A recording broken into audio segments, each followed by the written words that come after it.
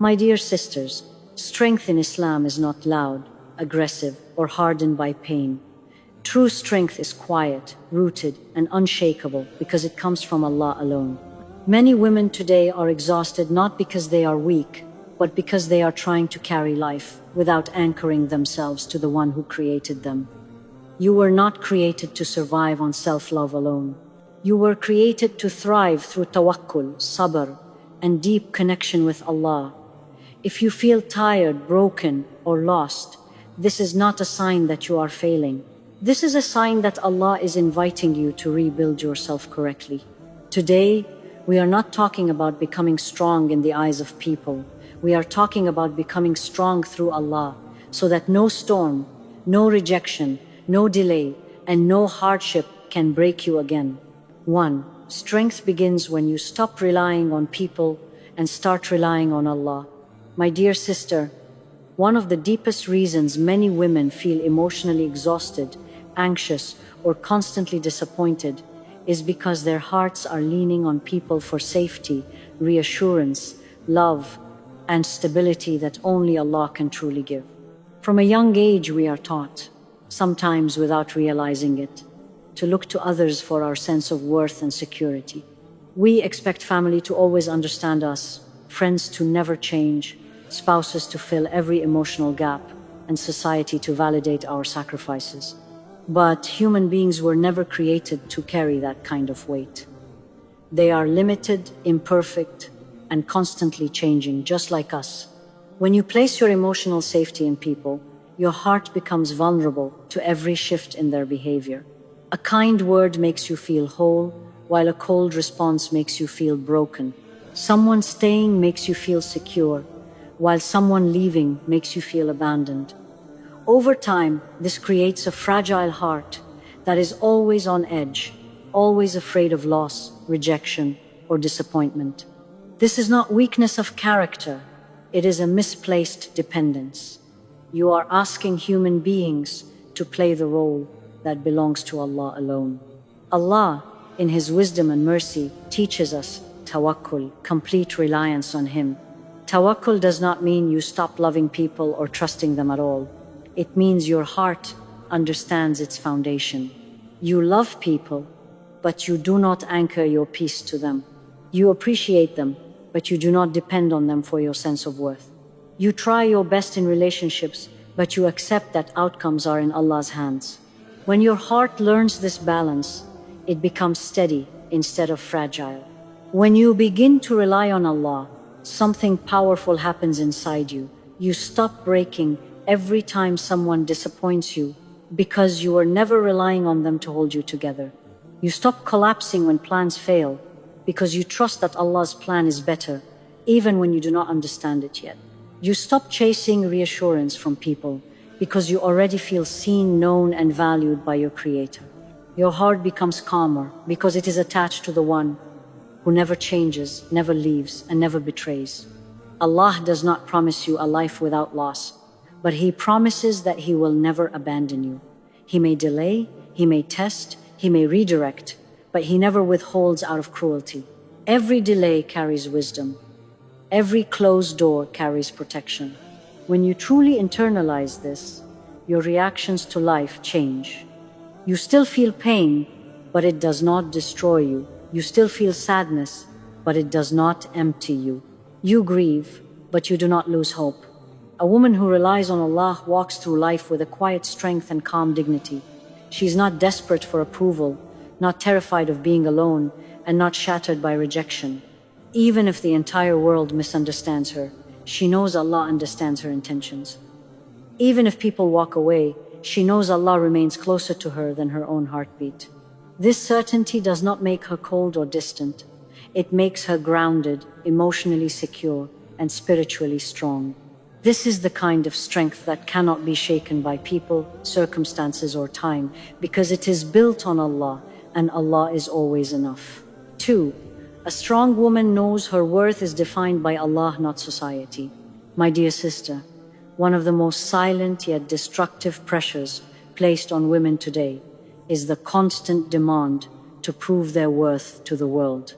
Society measures you by your appearance, your relationship status, your productivity, your success, your obedience, and even your pain. If you are married, you are judged by your marriage. If you are single, you are questioned. If you speak, you are criticized. If you stay silent, you are overlooked. Slowly, without realizing it, many women begin to believe that their value rises and falls based on people's opinions. This is how emotional exhaustion begins. Islam frees you from this burden completely. Your worth was never meant to be negotiated by society. Allah defined your value before anyone ever looked at you, spoke about you, or formed an opinion about you. The moment Allah created you, He honored you as His servant. Your worth does not increase when people praise you, and it does not decrease when they misunderstand you. It is constant, protected, and anchored in Allah alone. When a woman does not understand this, she spends her life chasing validation. She over-explains herself. She overgives. She tolerates disrespect. She stays silent when she should speak and speaks when she should walk away. Not because she is weak, but because she is trying to be accepted. This constant need to be approved slowly drains her confidence and steals her peace. She begins to doubt herself every time someone criticizes her and feels broken every time she is not chosen. A strong woman, however, has clarity. She understands that people's opinions are shaped by their own wounds, expectations, and limitations. She knows that society's standards change constantly, but Allah's standard never changes. Allah looks at her heart, her intentions, her patience, her struggles, and her sincerity. He sees her efforts even when no one thanks her. He records her sacrifices even when people overlook them. When this belief settles deeply in the heart, it transforms how a woman moves through life. She no longer competes with other women because she knows her risk, her timing, and her path are written specifically for her. She no longer compares herself because she understands that comparison is a distraction from gratitude. She no longer feels small around confident people because her confidence comes from knowing who she belongs to. This inner certainty creates emotional strength. Criticism no longer destroys her. Rejection no longer defines her. Delays no longer make her feel unworthy. Knowing your worth through Allah also teaches you boundaries. You stop allowing people to treat you carelessly.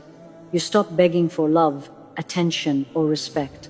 You give with sincerity, but you do not empty yourself to prove your value.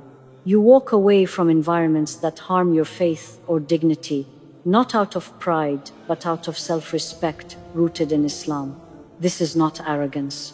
This is understanding amana, the trust Allah placed in you to protect your heart, mind, and soul. A woman who knows her worth through Allah carries herself differently. There is calm in her presence. There is dignity in her silence. There is strength in her decisions. Even on days when she feels insecure or tired, she returns to Allah and reminds herself, I am enough because Allah chose me as His servant. This belief becomes a shield against societal pressure, toxic expectations, and emotional manipulation. My dear sister, when your worth comes from Allah, no one can take it away. Not rejection, not failure, not age, not loneliness, not criticism. You stop shrinking to fit into places that were never meant for you. You stand firm not because the world approves of you, but because Allah already does. This is the kind of strength that makes a woman unshakable, because it is built on truth, not opinion. 3. Strength is built through sabr, not comfort. My dear sister, many women believe that strength comes from a life filled with ease, stability, and comfort. But Allah teaches us something far deeper. Comfort does not build strength, sabr does. If strength were born from ease alone, then every comfortable heart would be strong, and every tested heart would be broken. Yet, we see the opposite. Some of the strongest women you will ever meet are those who have walked through hardship while holding tightly to their faith. This is because Allah uses difficulty as a tool of growth, not as a punishment. Sabr in Islam is not about silence or helpless waiting. It is active patience, a conscious decision to trust Allah while continuing to do what is right. When Allah places a woman in a difficult situation, He is not abandoning her, He is shaping her. Every delay teaches discipline. Every loss teaches detachment. Every hardship teaches reliance. Through sabr, your heart learns to stand firm instead of panicking, and your soul learns to remain calm instead of collapsing. When life becomes comfortable, the nafs becomes relaxed, and the heart often forgets Allah. But when life becomes difficult, the heart turns back to Him sincerely. This is why Allah allows discomfort. He wants to bring you closer, not push you away. Many women only discover their strength during moments they never wanted to experience. They realize they are capable of surviving what they once feared would destroy them. This realization does not come from comfort. It comes from sabr. A woman who practices sabr stops asking, "Why is this happening to me?" and starts asking, "What is Allah teaching me through this?" This shift in perspective changes everything. Instead of feeling like a victim of circumstances, she begins to see herself as a student of life, guided by Allah. She understands that hardship is temporary, but the reward of patience is eternal. Allah promises that those who are patient will be rewarded without measure, a reward beyond what the mind can comprehend. Sabr also protects a woman from making decisions driven by emotion. When pain arrives, impatience pushes people to react quickly, speak harshly, or choose paths they later regret. Sabr creates space between emotion and action. It allows a woman to pause, breathe, and remember Allah before responding. This emotional discipline strengthens her character and preserves her dignity even in moments of deep stress. Through sabr, a woman's faith matures. She learns that Allah's timing is perfect even when it feels slow. She learns that unanswered du'as are not rejections but redirections. She learns that hardship does not mean Allah is displeased, and ease does not always mean Allah is pleased. This understanding removes the fear of trials and replaces it with trust. She no longer sees hardship as the end of the road, but as a bridge leading her toward growth and closeness to Allah. My dear sister, strength built through sabr is unshakable because it is rooted in faith, not circumstances. Comfort can disappear overnight, but sabr remains with you wherever you go. A woman who has learned patience through Allah does not break easily. She bends, she learns, and she rises stronger than before. This is the kind of strength that carries you through storms without losing yourself, because you know that Allah is with you in every step of the journey. 4. Emotional strength comes from controlling the nafs, not reacting to everything. My dear sister, one of the greatest misunderstandings about strength is the belief that expressing every emotion, reacting to every situation, and responding to every provocation is a sign of honesty or courage. In reality, this constant emotional reaction weakens the heart and exhausts the soul. Islam teaches us that true emotional strength is not found in reacting quickly, but in controlling the nafs with wisdom, faith, and self-discipline. A woman who reacts to everything gives her peace away too easily, allowing people and circumstances to control her inner world. The nafs naturally wants immediate expression.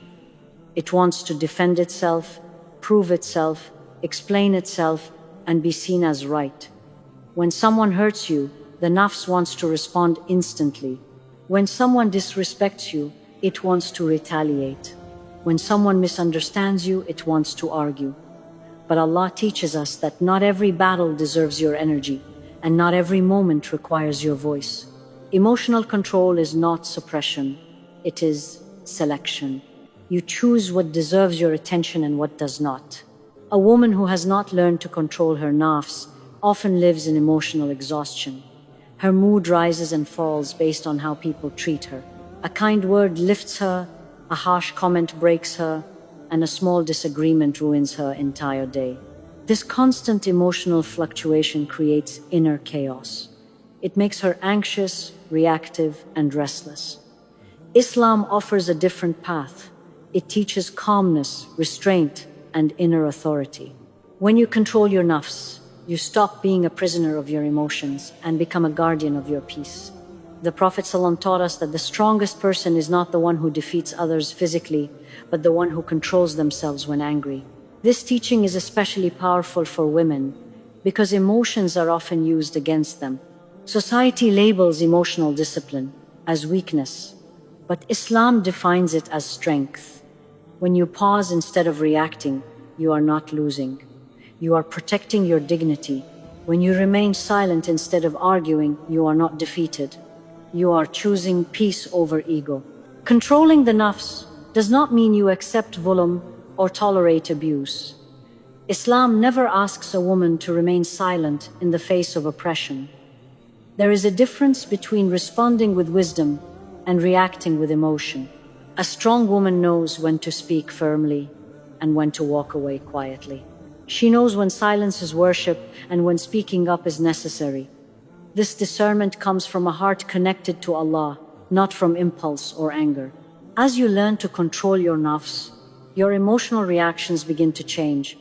You no longer feel the need to explain yourself to everyone. You stop proving your worth to people who have already decided how they see you. You stop engaging in arguments that drain your energy and damage your heart. Instead, you turn inward and upward. You seek Allah's approval rather than people's validation. This shift brings an incredible sense of freedom and emotional stability. Controlling the nafs also teaches patience with yourself.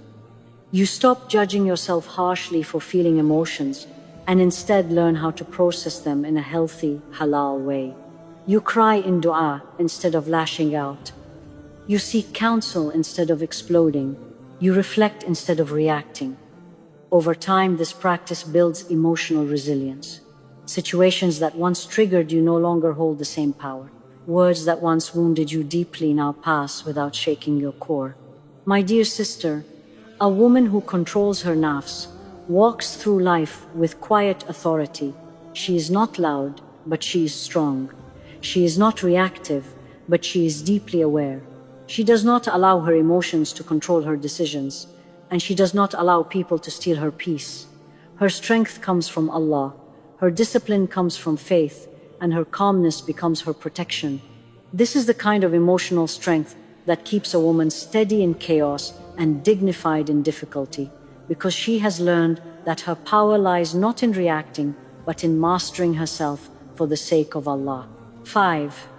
A woman becomes strong when she builds a deep relationship with the Quran.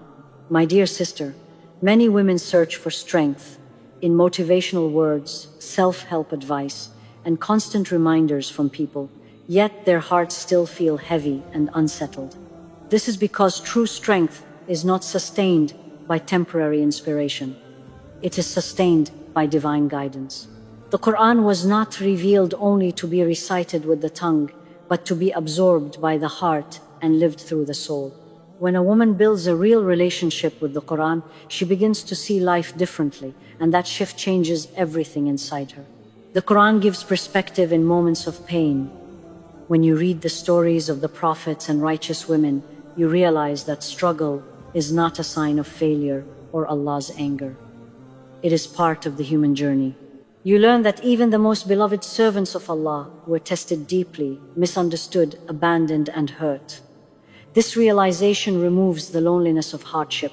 You stop feeling singled out by pain and begin to understand that Allah is refining you just as He refined those before you.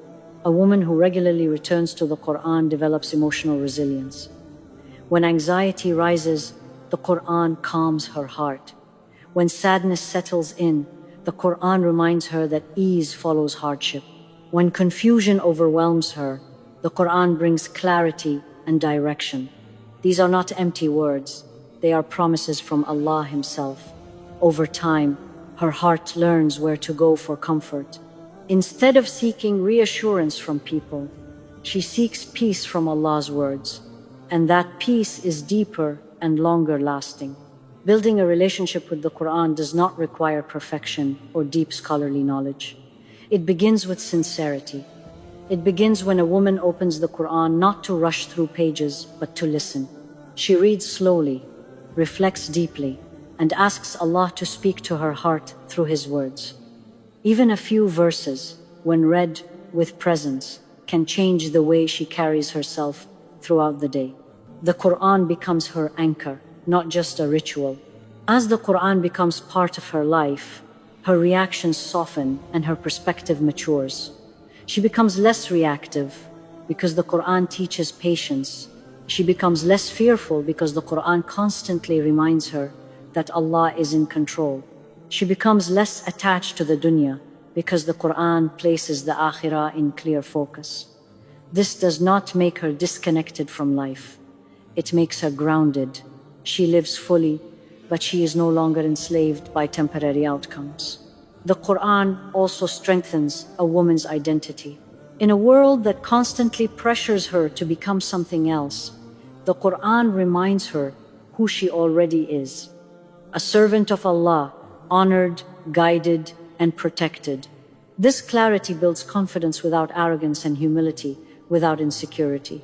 She no longer feels lost because she carries divine guidance within her. When she makes decisions, she consults the Quran's principles, not people's opinions. My dear sister, the woman who walks with the Quran is never truly alone. Even in silence, Allah's words speak to her heart. Even in darkness, the Quran provides light. Even in moments of weakness, the Quran lifts her spirit and strengthens her faith. This relationship does not remove hardship from her life, but it gives her the strength to face hardship without losing herself. When the Quran becomes your companion, your heart becomes steady, your faith becomes firm, and your strength becomes rooted in Allah. 6.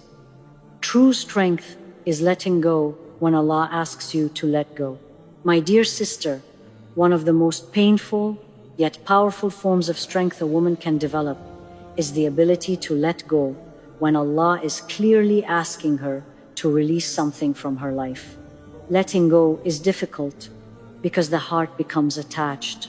It becomes attached to people, dreams, routines, and versions of the future we carefully imagined. Even when something begins to hurt us, we often hold on because familiarity feels safer than uncertainty. But Islam teaches us that not everything we love is good for us, and not everything that leaves us is a loss. When Allah removes something from your life, it is never random. Sometimes He removes people who distract you from Him. Sometimes He removes situations that quietly damage your self-worth. Sometimes He closes doors you were praying would open, not to punish you, but to protect you. The pain of letting go comes from our limited understanding. We see only the loss, while Allah sees the harm we were being saved from and the growth that awaits us ahead. Many women struggle with letting go because they fear emptiness. They fear being alone, starting over, or facing life without what once gave them comfort. This fear is natural, but it is also rooted in the belief that what you lost was your source of stability. True strength emerges when you realize that Allah was always your source, not what He removed. When this realization settles in your heart, letting go becomes an act of trust rather than despair. Letting go does not mean pretending something did not matter. Islam does not ask you to suppress pain or deny attachment. It allows you to grieve, reflect, and heal. But it also teaches you not to cling to what Allah has already taken away. Holding on mentally and emotionally to what is no longer written for you only prolongs suffering. Letting go is not forgetting. It is accepting Allah's decree with humility and faith. A woman who learns to let go gains incredible emotional strength. She stops chasing what is not meant for her. She stops forcing relationships, outcomes, and timelines. She learns to surrender control while still making effort. This balance between effort and acceptance creates inner peace. She no longer sees endings as failures, but as transitions guided by Allah. Every ending becomes a doorway to something more aligned with her faith and growth.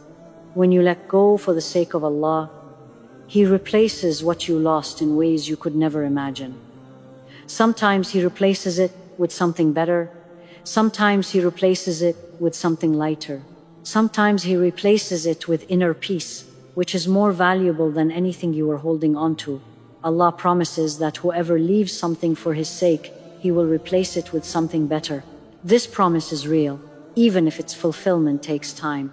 My dear sister, true strength is not gripping tightly to what hurts you. It is trusting Allah enough to open your hands and let Him lead you forward. When you release what Allah asks you to release, your heart becomes lighter, your faith becomes stronger, and your future becomes clearer.